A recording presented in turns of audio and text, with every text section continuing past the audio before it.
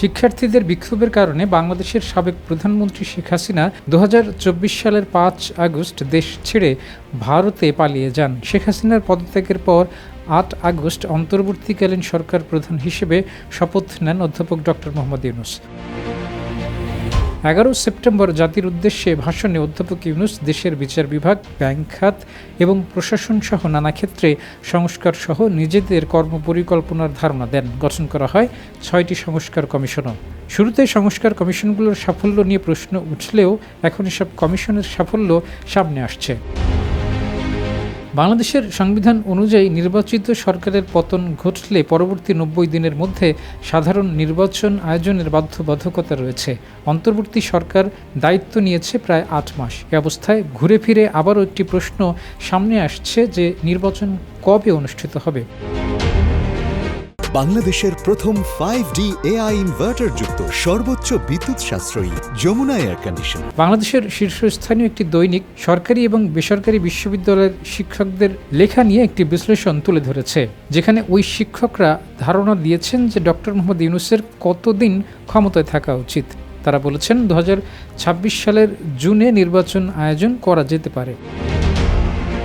অধ্যাপক ডক্টর ইউনূসের নেতৃত্বাধীন অন্তর্বর্তীকালীন সরকার কতদিন ক্ষমতায় থাকবে এ আলোচনা মূলত দুটি কারণে তৈরি হয়েছে। প্রথমত, দেশের প্রধান রাজনৈতিক শক্তি হিসেবে বিএনপি নির্বাচনের জন্য সরকারকে চাপ দিচ্ছে। দ্বিতীয়ত, আওয়ামী লীগের নেতাকর্মীদের বিচার এবং অন্যান্য বিষয় নিয়ে রাজনৈতিক অঙ্গনে মতবিরোধ রয়েছে।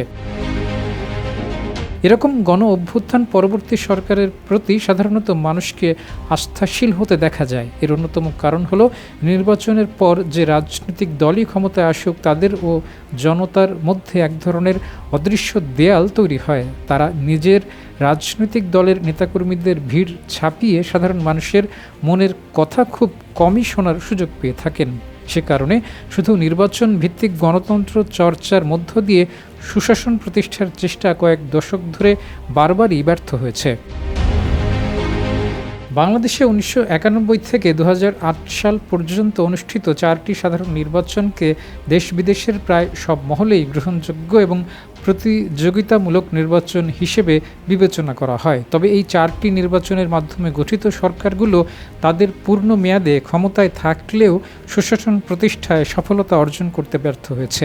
কোনো নির্বাচিত সরকারি ক্ষমতার মোহ কাটিয়ে প্রকৃত জনকল্যাণমূলক শাসন ব্যবস্থা প্রতিষ্ঠা করতে পারেনি। জাতির এই তিক্ত অভিজ্ঞতার কারণেই অন্তর্বর্তীকালীন সরকারের দেশ সঠিক দিকে পরিচালিত করতে দায়িত্ব রয়েছে।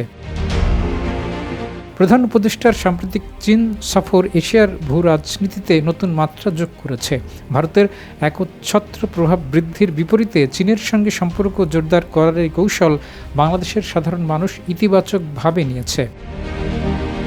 সামগ্রিকভাবে বর্তমান অন্তর্বর্তীকালীন সরকার একদিকে যুক্তরাষ্ট্রের সঙ্গে শুল্ক ইস্যুতে আলোচনা শুরু করেছে, অন্যদিকে চীনের সঙ্গে সুসম্পর্ক বজায় রেখে কূটনৈতিক সক্ষমতার প্রমাণ দিয়েছে। এই দ্বৈত কৌশল বাংলাদেশের জন্য একটি উল্লেখযোগ্য কূটনৈতিক সাফল্য হিসেবে বিবেচিত হচ্ছে, যা ভবিষ্যতের বৈশ্বিক চ্যালেঞ্জ মোকাবেলায় দেশকে প্রস্তুত করবে। বর্তমান অন্তর্বর্তীকালীন সরকারের অন্যতম প্রধান সাফল্য হতে পারে এই গুরুত্বপূর্ণ সময়ে জাতীয় সংহতি ধরে রাখার প্রচেষ্টা অব্যাহত রাখা। তড়িঘড়ি নির্বাচন হলে যে সমস্যাটি দেখা দিতে পারে তা হলো সংস্কারের পূর্ণাঙ্গ বাস্তবায়ন না হওয়া। কারণ বাংলাদেশের ইতিহাসে দেখা গেছে রাজনৈতিক দলগুলো সংস্কার বাস্তবায়নের ব্যাপারে বরাবরই অনীহা প্রকাশ করে এসেছে। ১৯৯০ সালের ৩ জোটের রূপরেখায় যে বিষয়গুলো অন্তর্ভুক্ত ছিল, বিএনপি ১৯৯১ সালে নির্বাচিত হওয়ার পর সেগুলো বাস্তবায়নে সফল হতে পারেনি। পরে ২০০৭-৮ সালের তত্ত্বাবধায়ক সরকার যে সংস্কার প্রস্তাব নিয়ে এসেছিল, আওয়ামী লীগ সরকার তার ৬০ থেকে ৭০% প্রস্তাবই বাতিল করে দেয় এবং বাকি সংস্কারগুলোর ক্ষেত্রেও পরিবর্তন আনে। ফলে সাম্প্রতিক শিক্ষার্থীদের আন্দোলনের কারণে যে নতুন সরকার গঠিত হয়েছে, যদি যথাযথ সংস্কার ছাড়াই নির্বাচনের দিকে অগ্রসর হয়, তাহলে রাজনৈতিক দলগুলো এসব সংস্কার বাস্তবায়নে কতটা আগ্রহী হবে তা নিয়ে সন্দেহ রয়েছে। ডেস্ক রিপোর্ট, জয় জয় দিন।